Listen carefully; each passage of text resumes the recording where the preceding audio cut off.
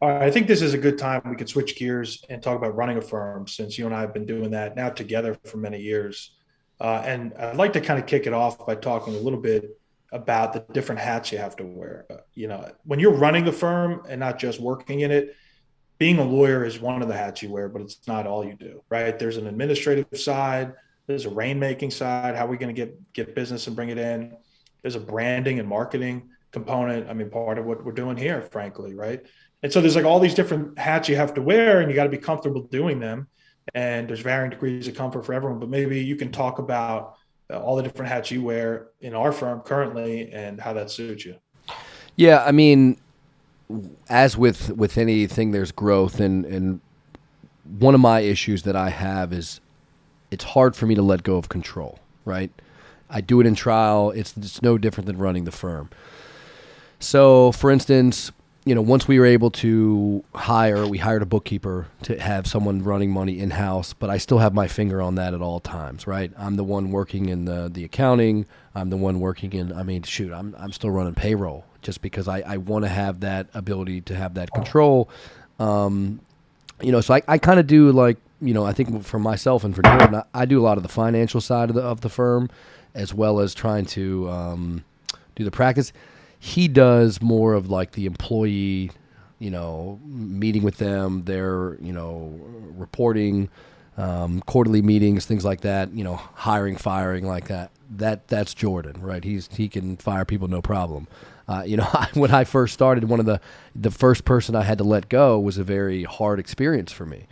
I tried to, so looking at it, running a firm, being like, okay, what boss do I want to be like? Who do I want to be? That's where I kind of first started. And I think, I've learned a lot from Jordan, how to be that good person. And really it's just try to be the bosses that I didn't like, right? So we try to foster a very good environment. So I'd say I'm running finances. I'm doing a little bit of the HR side and then, trying to branding, marketing, things like that. And then really still trying to just teach when I can, develop the lawyers, to the best I can, and then really just, getting in there, working and trying cases. So it's a lot. It's a lot because, myself and Jordan included, we're still like involved. I'm still working like a lot as a lawyer. And so sometimes when you're running a firm, you have to put that to the side and kind of be not a non-lawyer, but what do I need to get done? What am I looking in for? Like, am I budgeting? Am I doing the accounting side? Those tasks take time, and it takes you away from the legal practice, right? Oh, So yeah, big time. yeah, and you see that as well, Jordan. You know how it is. Yeah, I mean, I was once told you could be the greatest lawyer on earth, but if you don't have clients, speaking a lawyer for? And Right. that's a truth. I mean, it's an oversimplification, but it's a truth. So you got to bring in business, and there's so many different ways to do that. In my earliest stages, even before we partnered, and then after for a little bit, I did some of the more traditional. Hey, if everyone else is doing it, it must work. Go to networking events or go to CLEs and try and mingle. That's just it's not the most natural thing for me. I didn't feel authentic doing that. I'm more of a one-on-one type of person, and fortunately, we found ways to do that. And then there's more just traditional marketing approaches. We've done everything collectively, through the online space, whether it's organic SEO, paying a company to do that, or paid advertisements, or paying per lead. I mean, there's a myriad of different things you could do. But you touched on two things just now that I really want to drill deeper on. One is firing people because it's a necessary part of owning a business at times. It's just the reality. It's not something we've done frequently, but at times you have to do it. And it's a totally different thing than hiring. And then the other part is the grind, because I want people to get a fair understanding of what it takes, at least in our experience. We're just doing the best we can at our level of awareness, but at least what it takes on our end. So let's talk about firing people for a Well, I minute, was gonna because say, you made me think of the Tony Robbins. I feel like he's got some slogan like, "It's not the employee you like fail to hire; it's the employee that you fail to fire," or something like that. Like I've seen us talk, or I don't know if he did that when it talks about employee production efficiency in the work. Right? It's not about it's important to find the right person to work for you and do well, but holding on to those employees for too long that got to go. I just that jumps out in my mind of something that he talks about, right? Yeah, I think, look, most people, lawyers or not, in their life have applied for some job and been told no in varying degrees of politeness, I'm sure. I mean, maybe there's some outliers who they've gotten every job they've ever applied for and, pat on the back to them. But realistically, that's not how most people's life goes. But when you're looking to hire someone, you want to be respectful of the candidate you're going to decline. But it's a lot easier for some reason, at least for me, to politely, decline someone's ability to work than it is to have someone who you've invested tons of time training, tons of money in terms of payroll, and more than that, they've built themselves into your network. They're now a cog in our collective wheel. They're a team member.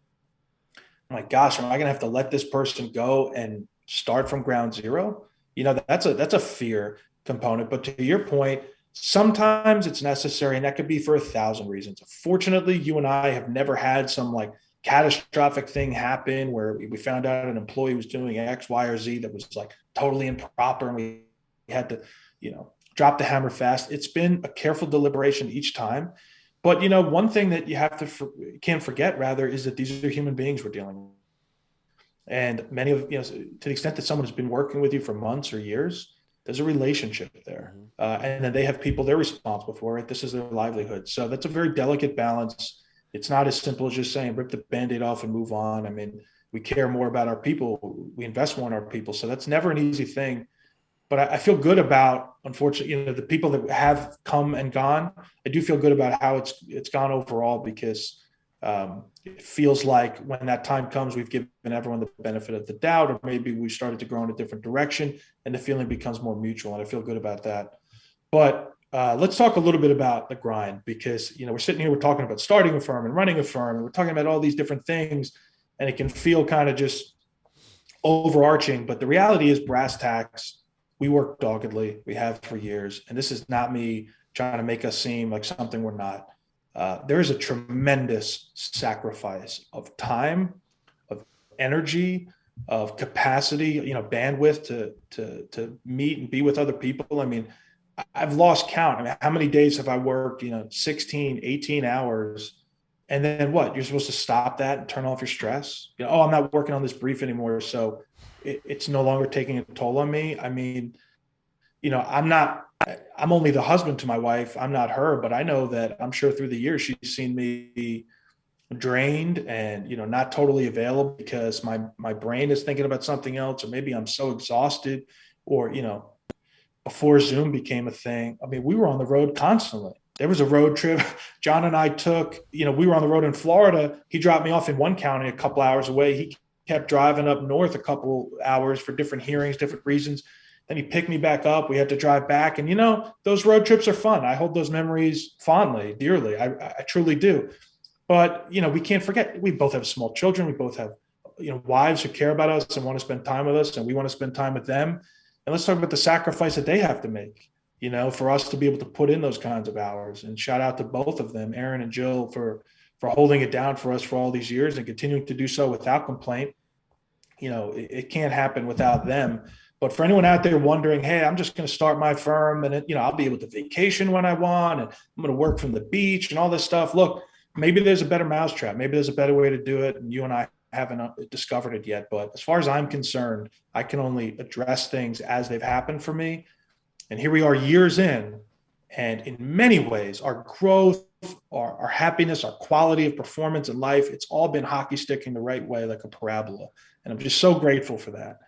But one thing that's kind of been a constant is our commitment in terms of time and energy for what we have to put in to get the job done right, Yeah, and don't let Jordan lie to you guys.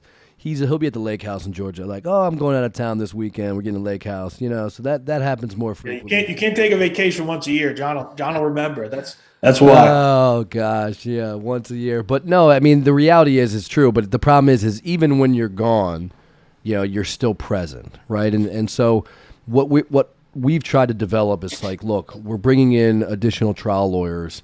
We're investing in people. Right, that's the kind of thing that we, the first thing we did was, and we didn't really talk about this, we started investing in systems, right?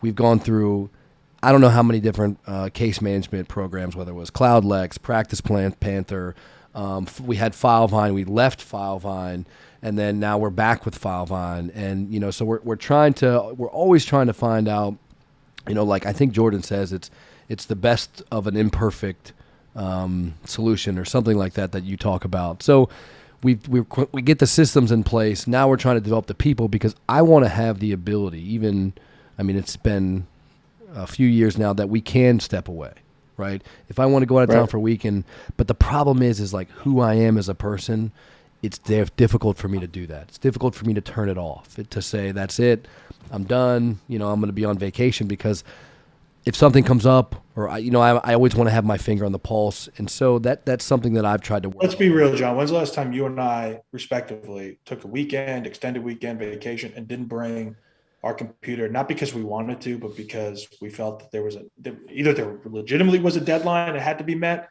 I know, because I've been there with you, where I've seen you, or I'm talking to you on a phone call and you're supposed to be back home in Virginia or where you're at with your family, and you're calling me, we're booting up on the laptop, and vice versa. Right. I'm trying to take my kids to the mountains, and meanwhile I'm sitting at a kitchen table in this place I'm renting, trying to get a brief done. You try and step away, and I think we're getting better at that, but it's not something that can happen from day one. And yeah, you're right about systems. We use Filevine, and shout out to them.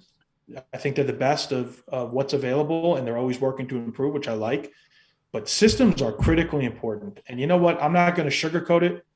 We're not as good and committed to the systems as we can be. And I think, we collectively as a firm, we aspire to be better, and we're working on that. But it's not something you just click a button and you have it. I think a lot of people have this false impression. Oh, if I start a firm, I'm going to use this case management system because I like it, or whatever the reason is. It's got these nice bells and whistles, and it's just going to work seamlessly. When the reality is, no matter how customizable these things are, every firm is different. How you like things are different, even down to templates in a Word document, formatting and all that. What are you going to save file names? And then is everyone in your firm going to do it exactly the same?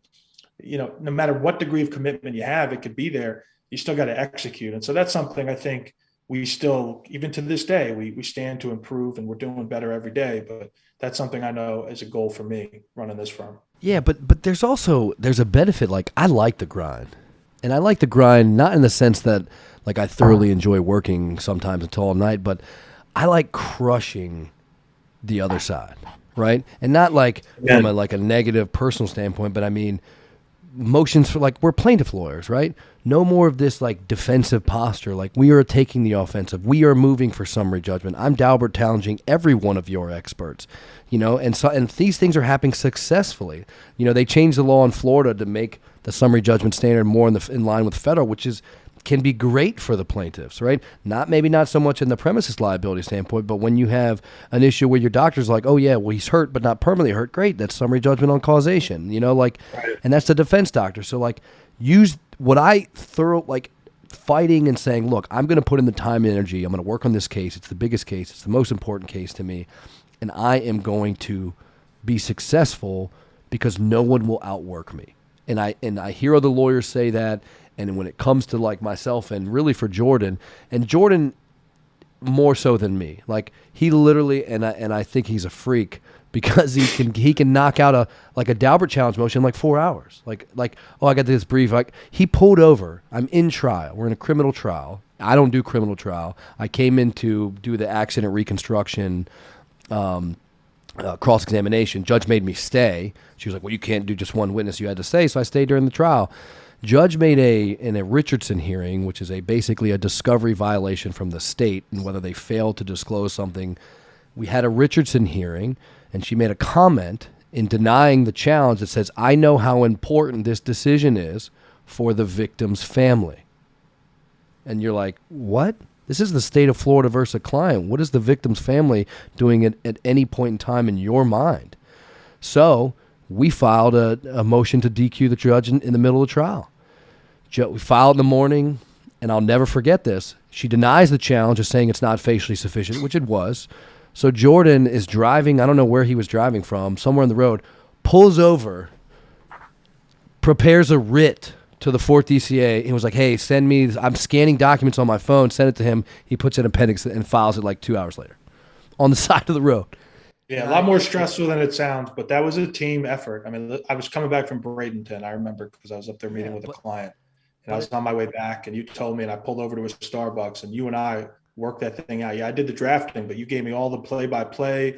You got a daily copy, excerpt of the transcript, and we got that done. But that's the kind of thing. It's like, look, that kind of dedication and grind and saying, you know what, and then, we had to hand deliver the copy to the judge. I had to print it out, run in the office, like, oh, by the way, here's your served copy of the writ. So it's and you know what this reminds me actually of the underlying concept through it all, which is when you're running a business, any business, but especially a law firm, especially one based on contingency fees. We've talked a few times about criminal cases, but 99% of our cases are plaintiff personal injury and contingent.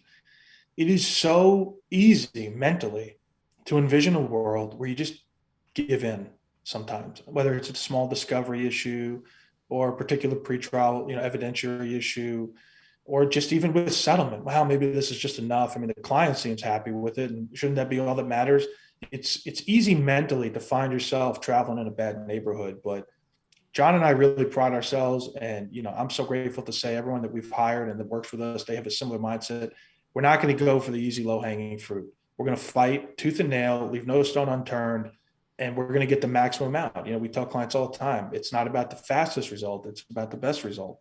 And that takes a degree of patience for sure by them, and a degree of stick-to-itiveness from us. And we fight doggedly for our clients. And I love that. But there's a lot of different ways to skin this cat being a plaintiff personal injury lawyer. And I'd be joking myself and everyone else if I said that from time to time, you look at a really challenging case where it's been like kind of toxically litigated by both sides, endless hours spent, and you're just like, man, it would be so much easier if this case just settled and went away. But anytime I find myself where that thought enters, I just push it out and I say, that's not who I am. That's not who we are. But that does touch on the point of running a business, which is there are different incentives and ideas and goals.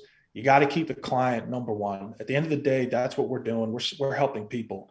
And I think by helping people, it allows me to stay committed to the bigger picture a lot easier. I think if I was representing a company or the government, I mean, I couldn't even envision myself doing it. I don't know how I'd get motivated to keep fighting, Yeah.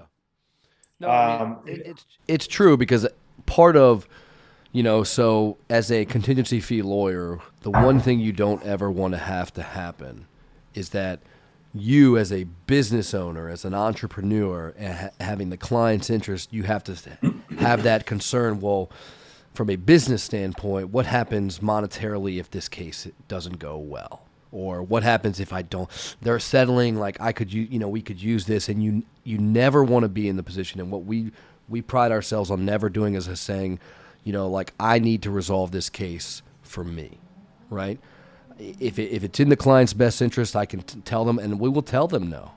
That you got to have the power of no. No. I mean, that can have volumes. I mean, on cases where even a small one where we had a proposal for settlement, and they were like, they emailed like, oh, are we negotiating? And I'm like, you have 30 days to accept the PFS, and I kind of ignored it because it's what's the point, and they accepted, right? And so being able to say that, look, sometimes moving forward is the right thing and sometimes it's not, but it should never be on the side of that the business needs it, right? Right. And look, we're trial lawyers, right? So I know that phrase gets thrown around a lot, and I'm proud to wear it, but because it neatly fits for us. But if you're a trial lawyer, really a trial lawyer, or you're a lawyer who wants to be one, you're not really a trial lawyer, in my opinion, unless you're trying enough cases where you're going to take an L sometimes. Fall flat on your face. Even if it was your best performance, the jury just comes back and zips you.